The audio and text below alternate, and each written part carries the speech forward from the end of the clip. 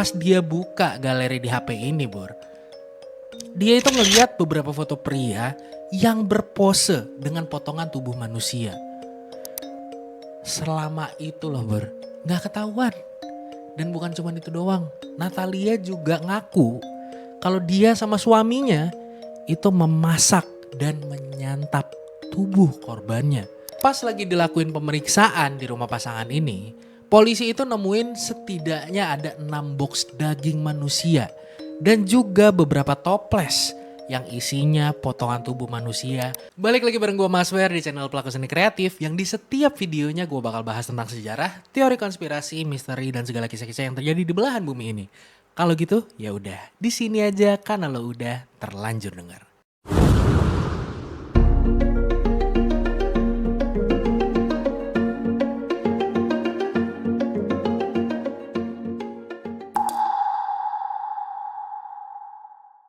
Bor, hari ini gue bakal bahas lagi nih tentang serial killer. Dan ini kejadiannya ada di Rusia, tepatnya itu 7 tahun yang lalu di September 2017. Lu pernah dengar gak sih, Bor? Ada pasangan pasutri kanibal. Dan rentetan pembunuhan yang mereka lakuin itu udah berlangsung selama 18 tahun, Bor. Dan yang bikin gue gak habis pikir lagi, mereka itu selalu ngedokumentasiin proses segala macamnya. Oke lah kalau kayak gitu, mari kita bahas lebih dalam.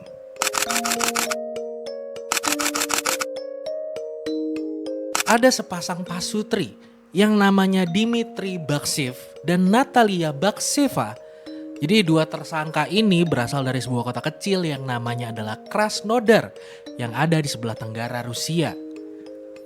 Dan diketahuin kalau mereka ini udah ngelakuin pembunuhan dan ngelakuin praktik kanibalisme selama belasan tahun. Dan kasus ini juga jadi menyita perhatian dunia dengan beberapa kelakuan aneh dari pasangan ini. Dan banyak juga fakta-fakta mengerikan berbarengan dengan kasus-kasus ini. Mungkin banyak dari kita yang nyangkanya terungkapnya kasus kanibalisme sadis ini karena penyelidikan polisi ataupun karena adanya laporan kehilangan dari keluarga korban. Tapi kenyataannya bukan, Bor. Karena terungkapnya kesadisan dari Dmitry Baksev dan Natalia Bakseva itu terkuak lewat sebuah ketidaksengajaan. Jadi awalnya itu dari penemuan sebuah ponsel oleh seorang pekerja konstruksi di wilayah selatan kota Krasnodar. Dan setelah ditemuin, pekerja itu yang gak mau disebut namanya, dia ini meriksa isi dari handphone tersebut karena merasa penasaran. Ya biasa dah. Orang kan kalau nemu HP dilihat dulu gitu loh. Kalau bisa dibuka ya dijual ke Roxy. Iya. Dan ternyata pas dia buka galeri di HP ini, Bor, dia itu ngeliat beberapa foto pria yang berpose dengan potongan tubuh manusia. Karena kaget sama temuannya ini, pria ini lalu memutuskan untuk ngebawa ponsel tersebut ke kantor polisi. Dan kepolisian yang dapat laporan tentang penemuan ponsel ini terus lakuin pencarian terhadap sosok pria yang ada di dalam foto itu. Dan penyelidikan ini selanjutnya nuntun mereka ke seorang pria yang bernama Dmitry Baksev. Pas lagi diperiksa sama polisi nih, Bor, Dmitry itu bilang kalau ponselnya emang hilang. Tapi dia sama sekali nggak ngebunuh orang. Dan Dmitry ngaku kalau dia itu cuman kebetulan aja nemuin potongan tubuh manusia dan mutusin untuk selfie sebagai kenang-kenangan. Ini kan agak goblok gitu ya. Mitri. Minimal kalau bohong tuh yang pintar dikit lah. Segala nemu potongan tubuh, dikata duit kali nemu. Dan jelas polisi nggak percaya sama keterangan dari Dmitry dan mutusin untuk ngegeledah rumahnya. Dan saat itulah polisi nemuin beberapa potongan tubuh yang tersimpan di toples dalam kulkas. Dan sebuah tas yang isinya itu potongan tubuh seorang wanita di sekitar halaman rumah.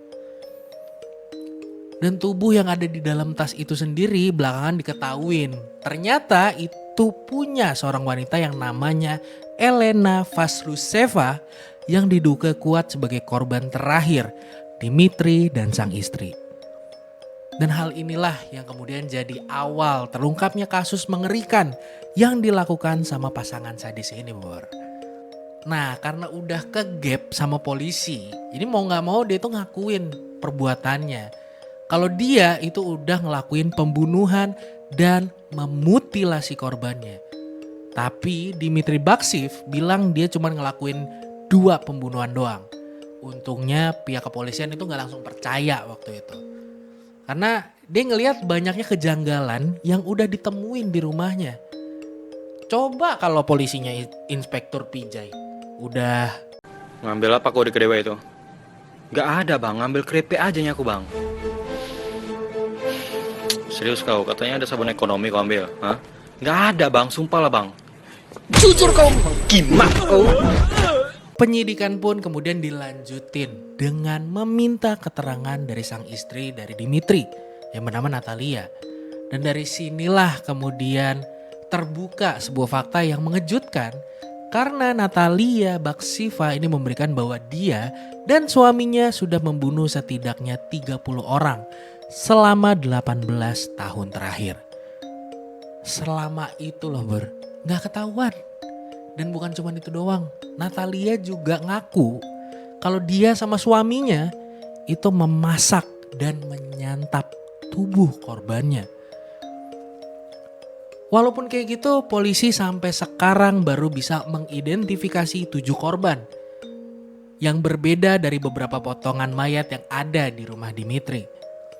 Dan dengan banyaknya korban dan lamanya kurun waktu dari aksi pembunuhan berantai pasutri ini, ya harusnya kan ya Bor, paling gak ada lah gitu yang curiga dari warga sekitar tentang pasangan Dimitri dan Natalia ini.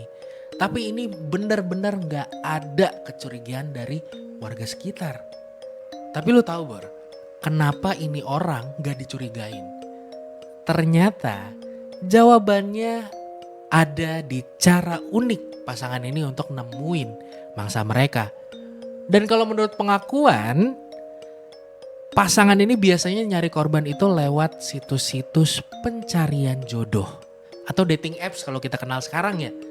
Yang minder sama itu tuh Tumblr, nah itu. Kurang lebih kayak gitu lah. Dan pasangan ini itu bakal cari korban dengan kriteria yang khusus juga. Kayak orang yang tinggal sendiri atau yang tinggal jauh dari keluarganya.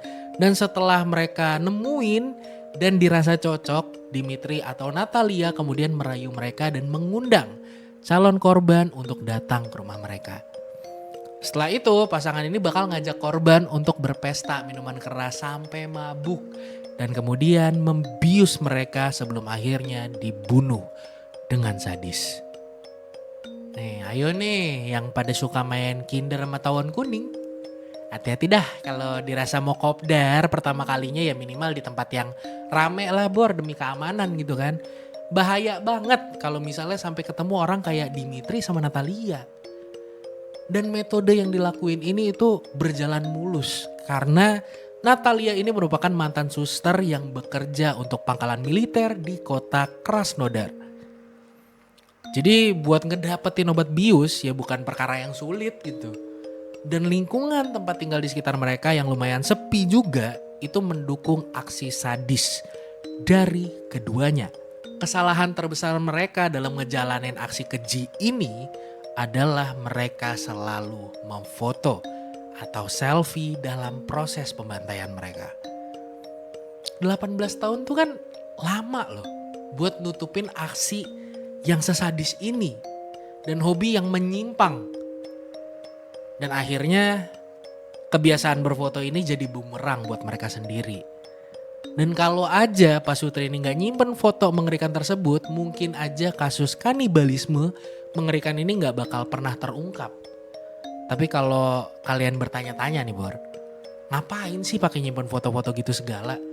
Padahal kan itu jelas ya ngerugiin pelakunya sendiri. Kalau yang gue baca dari psychologytoday.com, hal ini ternyata berhubungan dengan kecenderungan sikap seorang psikopat yang ada di diri kedua pasangan ini. Jadi kalau buat seorang psikopat ya ngumpulin barang ataupun bukti atas kejahatan mereka itu kayak jadi kebanggaan gitu loh. Dan mereka ngelakuin ini untuk mengenang aksi sadisnya. Di dalam salah satu foto yang ada di ponsel mereka yang ditemuin sama polisi, keduanya bahkan terlihat berpose dengan sebuah kepala yang ditaruh di atas piring dan dihias dengan buah-buahan. Ini sakit emang nih Pak Sutri. Jadi foto yang diambil di tahun 1999 ini dipercaya merupakan foto dari korban pertama pasangan Dimitri dan Natalia. Pas lagi dilakuin pemeriksaan di rumah pasangan ini, polisi itu nemuin setidaknya ada 6 box daging manusia dan juga beberapa toples yang isinya potongan tubuh manusia tertata rapi di dalam kulkas.